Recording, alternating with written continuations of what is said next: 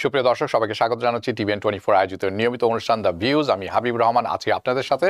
যারা বাসা বসে সরাসরি দেখছেন টোটাল কেবল সার্ভিসের মাধ্যমে, যারা পরবর্তীতে সোশ্যাল মিডিয়া ইউটিউবে দেখবেন এবং ফেসবুকে যারা লাইভ দেখছেন, সবাই ভালো আছেন আশা করি।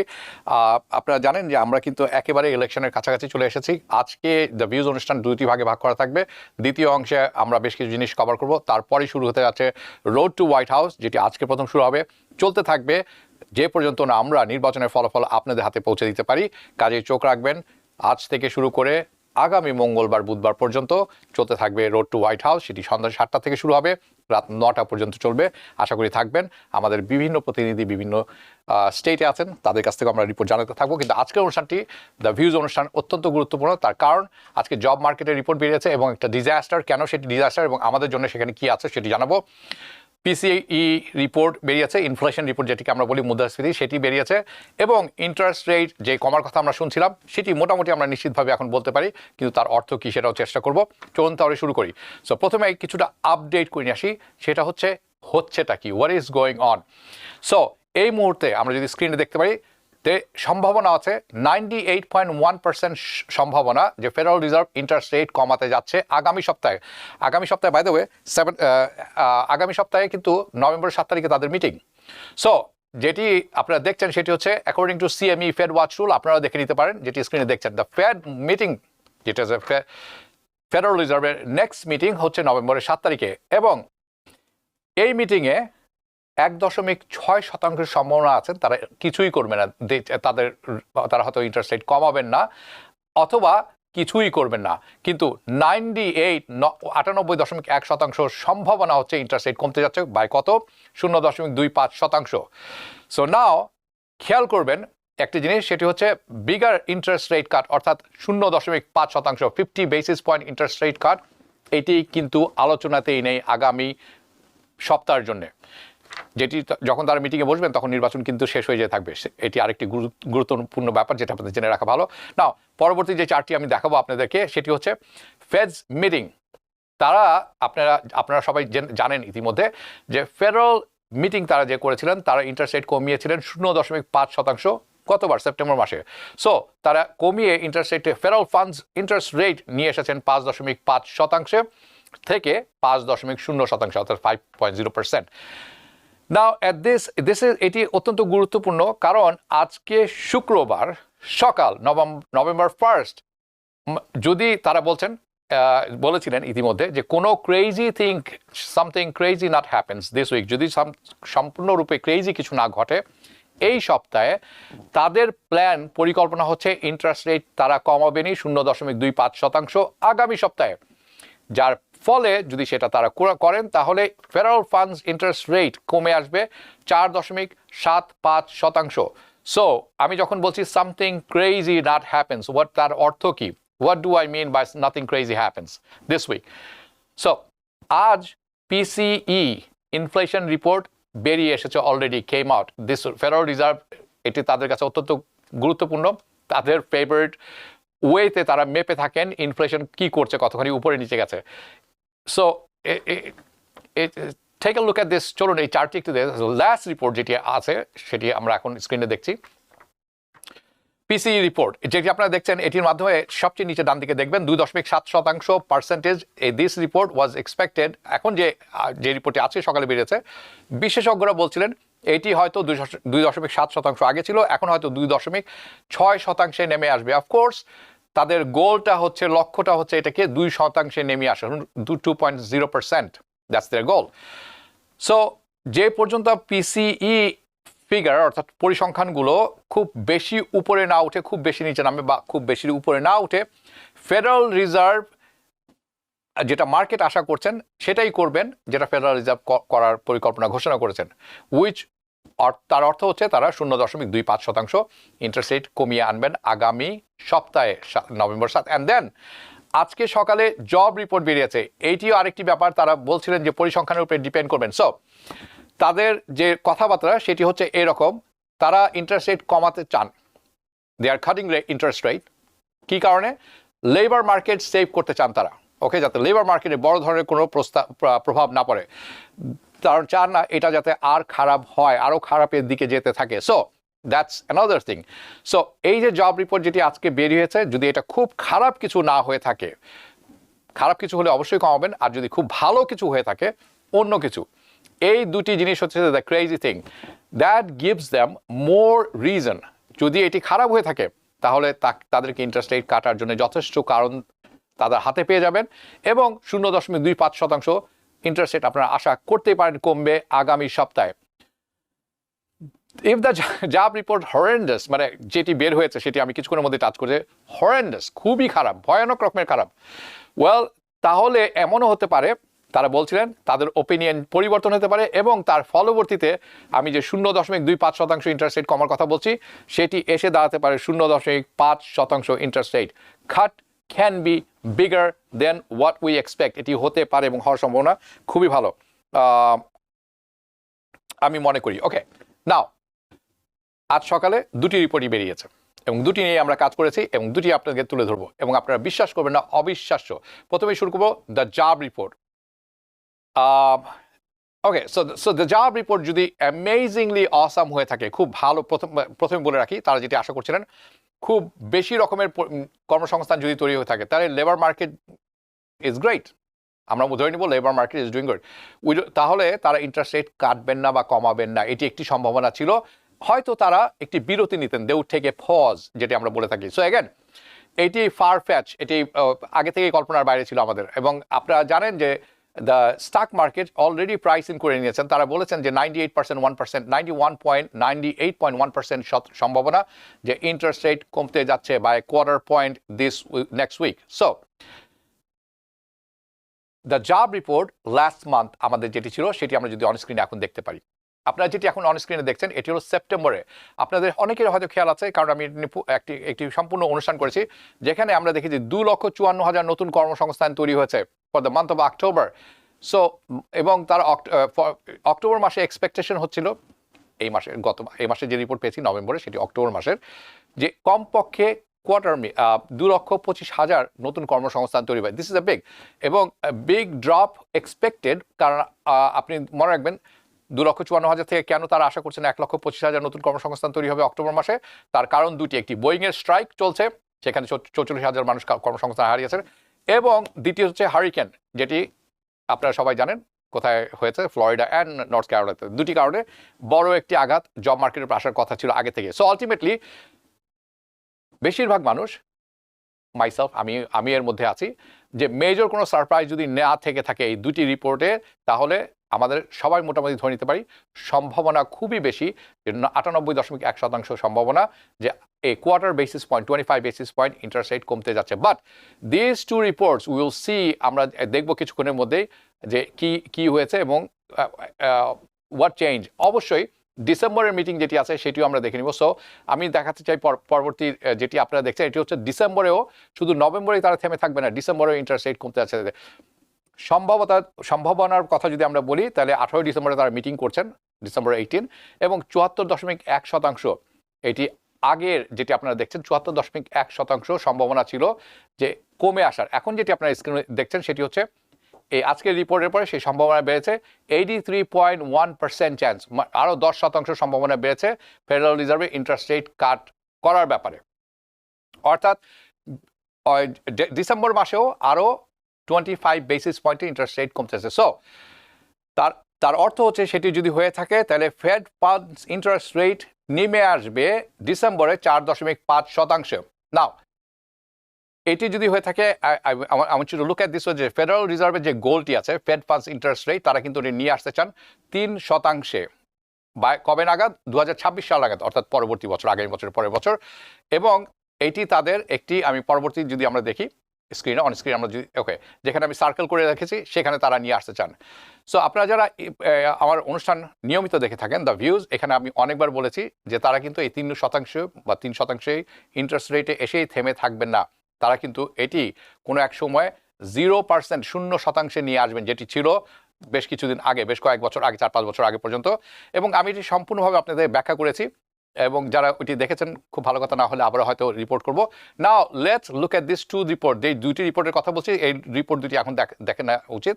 পরবর্তী যে আমাদের অন স্ক্রিন ডিসপ্লেটি আছে, আপনারা এখন যেটি দেখছেন সেটা হচ্ছে PCE রিপোর্ট, এটি হচ্ছে personal consumption expenditure price index show, যেটি আপনারা দেখছেন অন স্ক্রিনে। সিজনালি অ্যাডজাস্টে তারা বলছেন 0.2% বেড়েছে সিজনালি, অর্থাৎ গত মাসের চেয়ে এই মাসে। কিন্তু গত 12 মাসে ইনফ্লেশন নেমে এসেছে 2.1%। সো এটি আসলে ডাও জোন ইন্ডাস্ট্রি যেটি বলছিলেন, যেরকম এস্টিমেশন করেছিলেন তার কাছাকাছি। হাউএভার মনে রাখবেন, কোর ইনফ্লেশন যেখান থেকে ফুড এনার্জি বাদ দেওয়া হয় সেটি কিন্তু কিছুটা হলে বেড়ে দাঁড়িয়েছে 2.7% after the measure increase by 0.3% monthly বেসিসের কথা বলছি গত মাসের চেয়ে এই মাসে। অর্থাৎ আহামরি কোনো কিছু ঘটেনি ইনফ্লেশনে, বরঞ্চ আমি বলে নিব this is a good report, অর্থাৎ ইন্টারেস্ট রেট কমার সম্ভাবনা আরও বাড়লো আমাদের হাতে। এখন আসুন সবচেয়ে বাজে রিপোর্ট দিয়ে শুরু করব। এটি হচ্ছে ইউএস জব গ্রোথ। এটি থমকে গেছে। আমি ইভেন নিউ ইয়র্ক টাইমস আপনারা যদি পড়ে থাকেন তারা লিখেছেন US job growth stalls in days before vote. ইলেকশনের বাকি আছে আর মাত্র হাতে গোনা এক সপ্তাহও কম। এই রিপোর্টটি কারেন্ট প্রসেশনের জন্য অবশ্যই ভালো না। জব মার্কেটের জন্য আসল চিত্র, যেটি আমি আপনাদেরকে অনেক আগে থেকে বলে আসছি, যে রিপোর্টটি তারা দিচ্ছেন রিপোর্টটি সঠিক নয়, আমার সন্দেহ আছে। আজকে যে রিপোর্টটি আপনাদের কাছ থেকে তুলে ধরবো আমি সেটিতে বুঝবেন। আলমগীর হোসেন, আপনি অলবানি থেকে দেখছেন, অলবানি থেকে একজন আমার সাথে কিছুক্ষণের মধ্যেই যোগ দিবেন।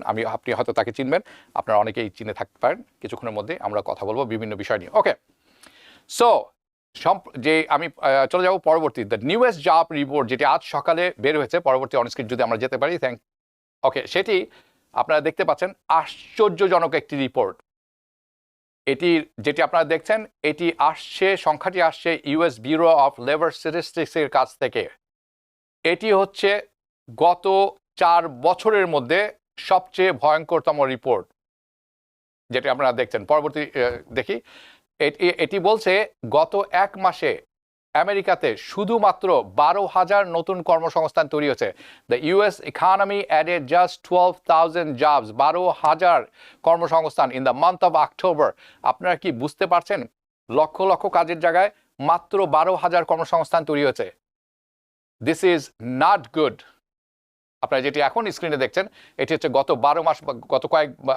কয়েক মাসের ধারাবাহিক একটি পরিসংখ্যান দেখছেন আপনারা। এটি কোনো ভালো খবর নয়।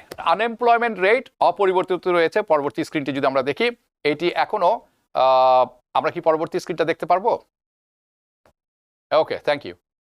ওকে, আপনারা এখন যেটি দেখছেন এটি হচ্ছে 4.1%। এটি আনএমপ্লয়মেন্টটি এখনো অপরিবর্তিত রয়ে গেছে। It's very very low, historically খুবই লো, কিন্তু ইটস নট লুকিং গুড। এটি কিন্তু উপরের দিকে ওঠা শুরু করেছে। না, আমি আপনাদেরকে যেটি বলবো সেটি আনসারপ্রাইজিং।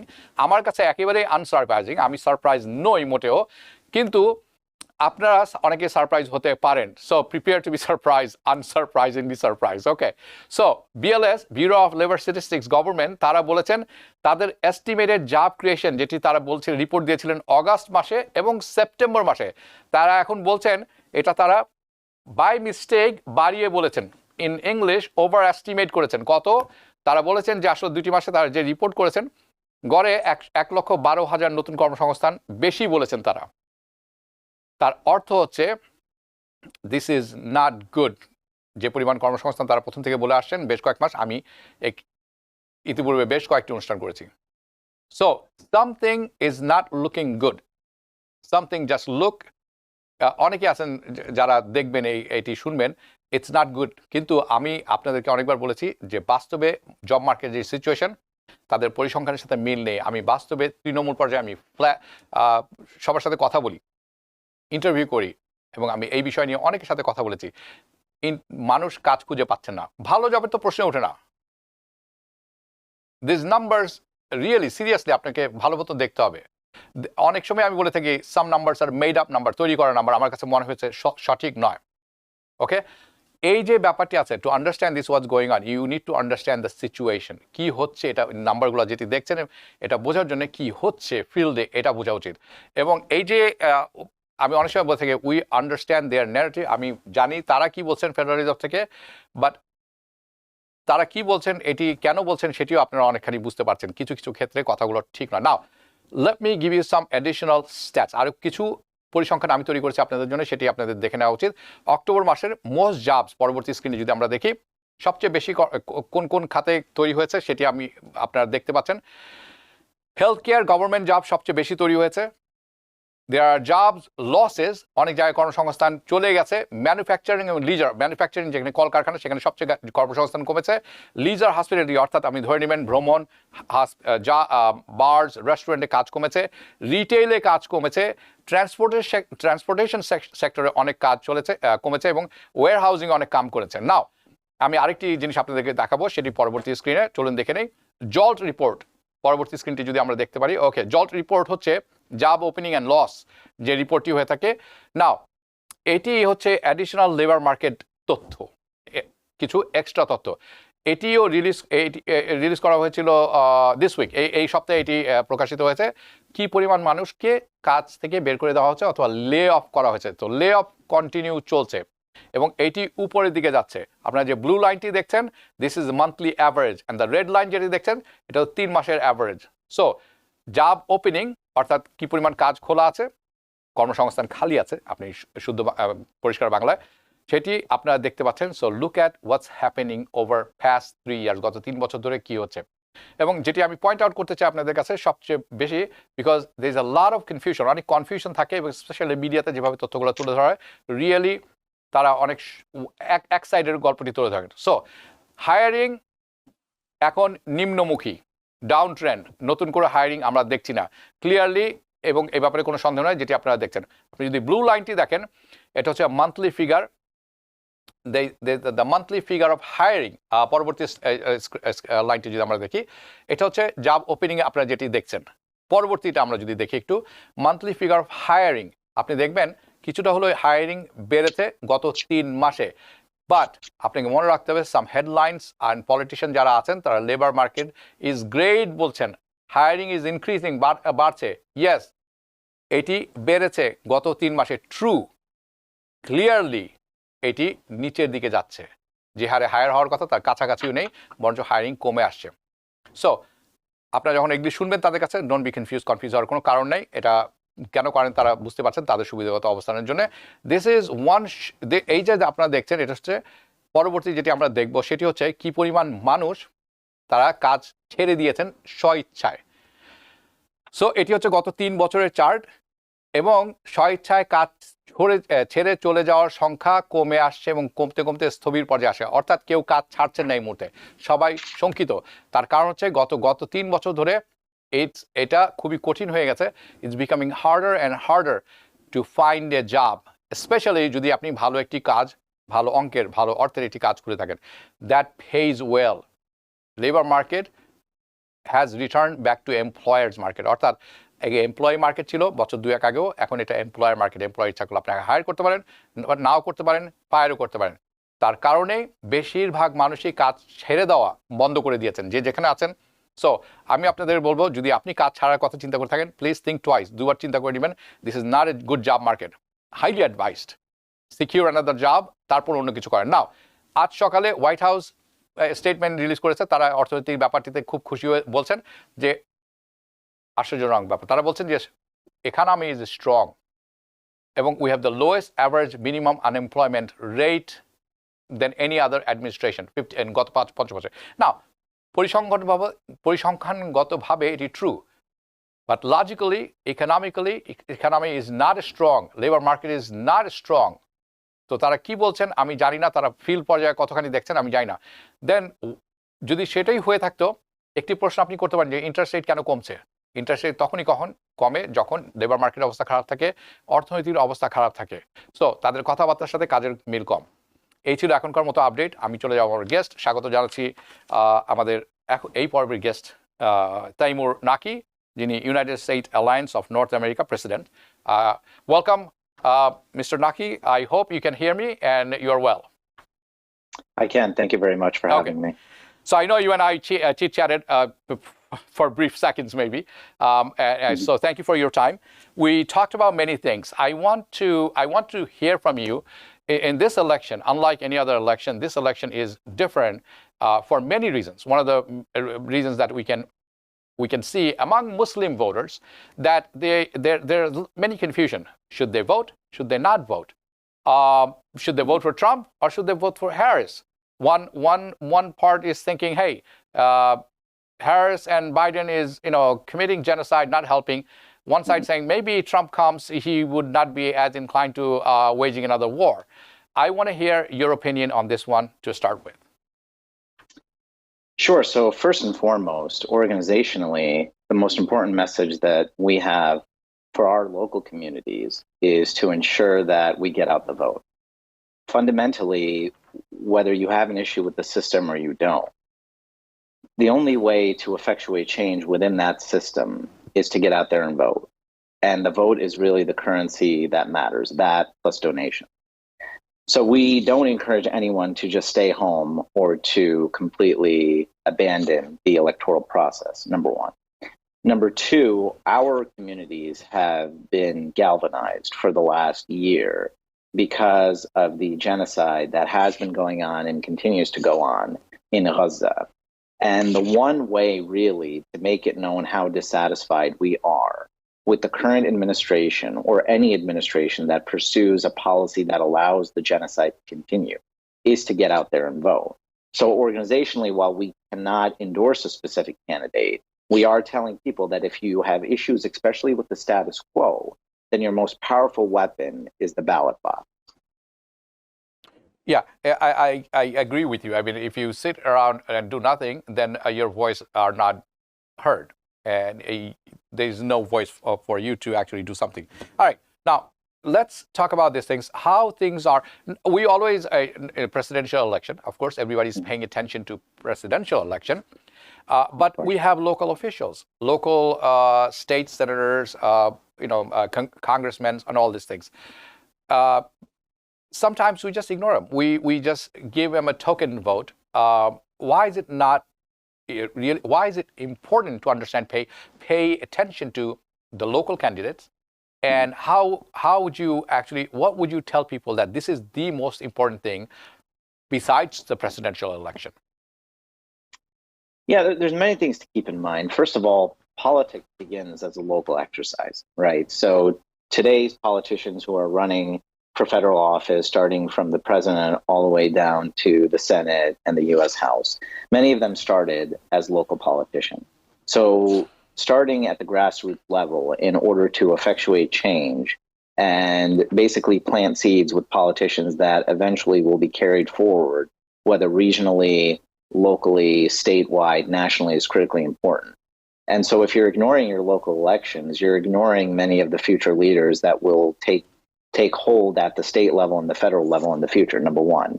Number two, even though local politics will not directly impact international politics, in other words, local politicians do not have control over U.S. foreign policy. However, their voice still matters, right? Their constituents still matter. Their platforms matter. And so getting involved, making your voice known to local politicians and telling them what your concerns are is very important, number one.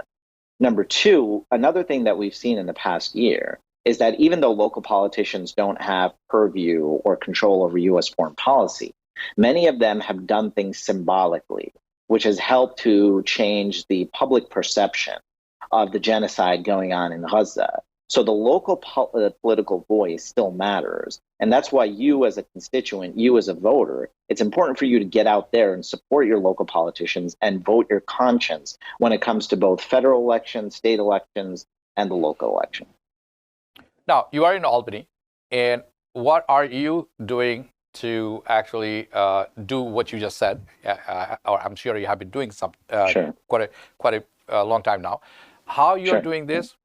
What are you seeing in Albany? You are in Albany, and what the candidates that you are, in your personal opinion, that you are supporting, why and what should people actually? How do people actually communicate to their local candidates and have an open dialogue on? So these are the three questions to you. Sure. These are really good questions. So first and foremost, in terms of what we have done and continue to do, number one is messaging, right? We've messaged our communities through various mediums of communication regarding the importance of getting out there and voting. And for the Muslims in particular, we've explained to them exactly how civic engagement is in line with Islamic principles. And I would argue for really any religion, that it is your responsibility to get out there and engage in local politics, state politics, national politics. So number one is our message. Number two, we've done a tremendous number of voter registration drives, because what we've seen within the Pakistani community, the Arab community, the Bengali community, is that many individuals, many of whom have resided in the United States for years and years, they've worked in the United States for decades. Many of them simply are disengaged with the political process. Many of them were not registered to vote. And the point that we made to them is that these politicians are making decisions that affect your everyday life. It's not just about Gaza, as bad as that is, but it's also about your livelihood. It's about your professional life, about your family life, your personal life, and the decisions that impact you day to day. And the only way to be involved in that is to go ahead and vote. And of course, you can't vote unless you are registered to vote. Number two. Number three, we've provided a tremendous amount of voter education. So as important as it is to be engaged politically, what we've discovered also is that there's a lot of confusion about the electoral process, not just in terms of how to register to vote, the deadlines to vote, early voting, how to complete a ballot, how to do a write-in candidate if you so choose to. So we've done a tremendous amount of education as well. To your last question, in terms of speaking and engaging with your local politicians, it's very simple, actually. Knock on doors and make phone calls. Your local politicians are actually very eager, for the most part, to speak to their constituents, because at the end of the day, you are the individuals that they work for. So contact their office, email them, call them, request in-person meetings. And we've actually had a tremendous amount of success doing that in the last year. The one thing I want to touch on this, and this has been a burning question for a while for many of the Muslim voters in this country, regardless of your ethnicity, regardless of whichever country that you have migrated from. Mm-hmm. They're all suffering a trauma as to what has been happening in Gaza and recently in Lebanon.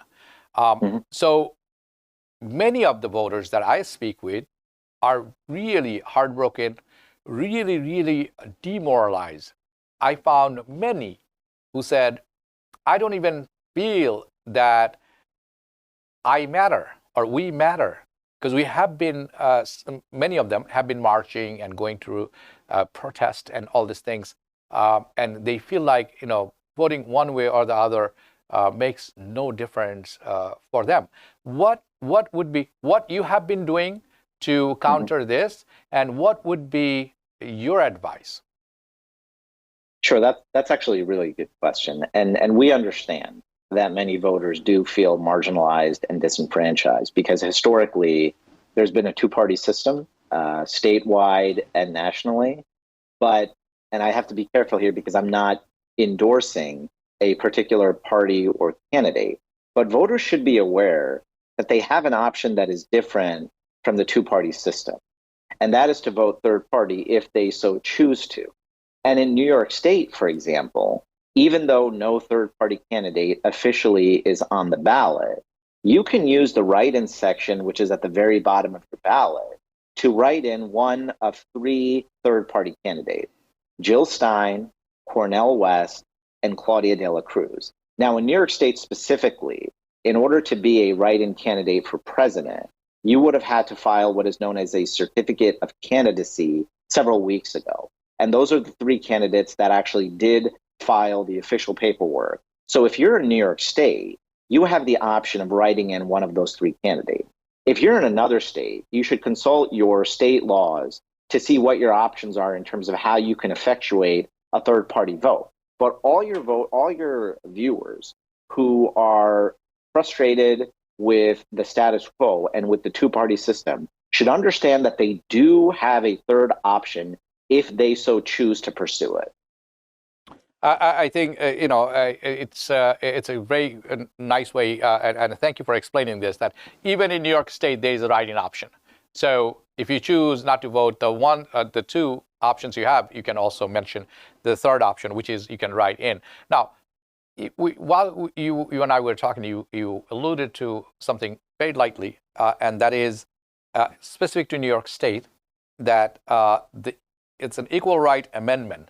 So I want to know from you, what is it, number one? Sure. Why is it problematic? And what's the potential consequences that we should know now? Sure. So this amendment has received a tremendous amount of attention, but unfortunately, there's also a lot of confusion regarding it. Now, the proponents of this amendment have spun it to say that it's an equal rights amendment. And at the end of the day, irrespective of whether you're Muslim, Hindu, Christian, Jewish, etc., who doesn't believe in an equal rights amendment, right? And the New York State Constitution historically has not had an equal rights amendment. So the proponents of it are pushing for an amendment to the Constitution to ingrain within the Constitution an equal rights amendment that would prevent discrimination based on age, race, ethnicity, gender, sexual orientation, et cetera, et cetera. That sounds really good on paper. The problem is when you actually think about what the practical implications of that amendment could be, that's when you quickly realize what the potential unintended consequences, or perhaps intended consequences, depending on where you are on the spectrum of this debate, you realize quickly what those unintended consequences could be. So I'll give you two examples. One of the sections of the Equal Rights Amendment focuses specifically on age, that discrimination will be disallowed based on the age of an individual. But there's no explanation within the amendment as far as what the interplay looks like between age and parental rights.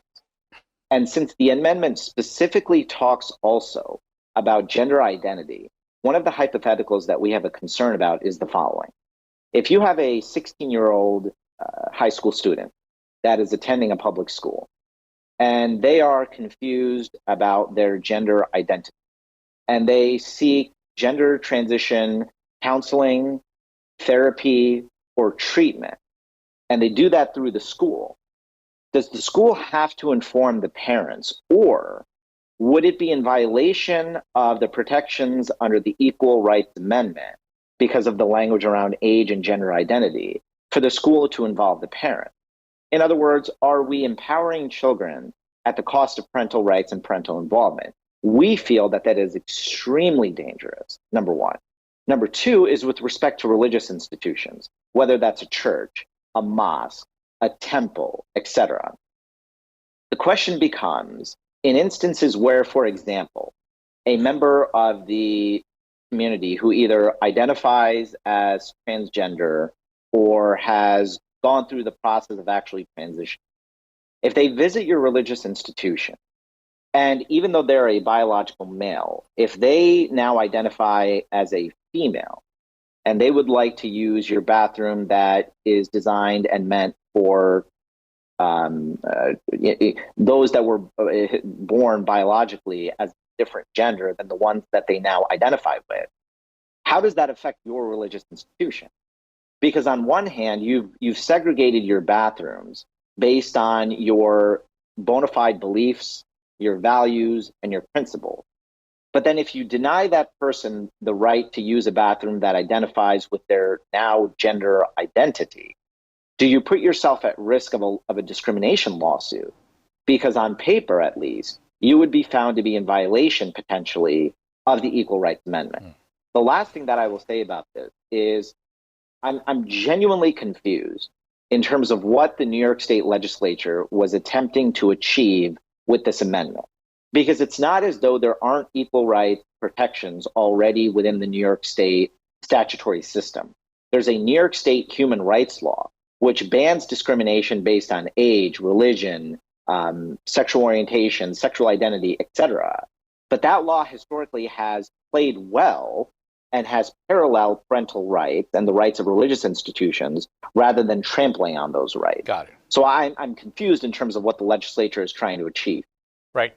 I think this is something, there's a lot to talk about. It requires education on this matter.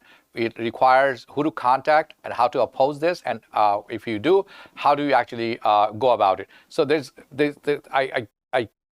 due to limited time, we will not be able to discuss all those things today. But I would love to have you back again on a different episode and go over this topic, because I think it is utmost important that we know what it is. then Of you course. can The act. only other thing I'll say to you that's critically important for your audience. Absolutely. It's Absolutely. labeled as I Proposition totally 1, agree. and it's on Regardless the of backside of the ballot. Please make sure you turn your ballot over. It's on the backside of your ballot in New York State. say that again. The Proposition 1, the Equal Rights Amendment, is on the backside of your ballot. You have to turn your ballot over when you go to vote, and you'll have two options, yes or no. Okay. We are recommending that you vote no on that proposition. Thank you. Thank you. I already almost missed it. I think this is the most crucial part of this discussion. So I'm going to take my time just to put that in Bangla word. আপনারা যারা অনুষ্ঠানটি দেখছেন, যদি আপনাদেরকে মনে হয় যে এই ব্যালটের উল্টা পাশে দেখবেন ইয়েস আর নো আছে আপনার পছন্দ মতো। যদি আপনি এটি পছন্দ না করেন যে কোনো একজন মানুষ জেন্ডার অ্যাসাইন করা হলো, সে আসলে জন্ম হয়েছে ছেলে হিসাবে, তাকে সে এখন বললো যে আমি মেয়ে, এখন সে মেয়েদের বাথরুম ব্যবহার করবে। আপনি যদি এটা না চান তখন নো ভোট দিতে হবে, ইয়েস চাইলে তো আপনি ইয়েস ভোট দিবেন। I'm going to go back to Taimoor Naqi. I really appreciate your time. Thank you so much. I look forward to have you back once again during this election time, and I appreciate you being here. Thank you very much. Please get out the vote. Please, everyone. Okay. All right. Thank you. দর্শক, আপনারা যারা এতক্ষণ অনুষ্ঠানটি দেখছিলেন, আশা করি অনুষ্ঠানটি ভালো লেগেছে। কিছুক্ষণ পর অর্থাৎ 8 PM eastern time, new York time, শুরু হবে রোড টু হোয়াইট হাউস। এটি চলতে থাকবে যেই আগামী মঙ্গলবার পর্যন্ত আমরা ফলাফল আপনাদের হাতে পৌঁছে দিব। সেটি কিছুক্ষণ পরে শুরু হতে যাচ্ছে। আশা করি দেখা হবে সেখানে। সবাই ভালো থাকবেন। শুভরাত্রি। TBN 24 টেলিভিশন দেখতে আজই কল করুন 7187776556। লগ ইন করুন www.totalcablebd.com। নিউ ইয়র্ক থেকে সম্প্রচারিত TBN 24 টেলিভিশন বিশ্বজুড়ে বাঙালির কণ্ঠস্বর।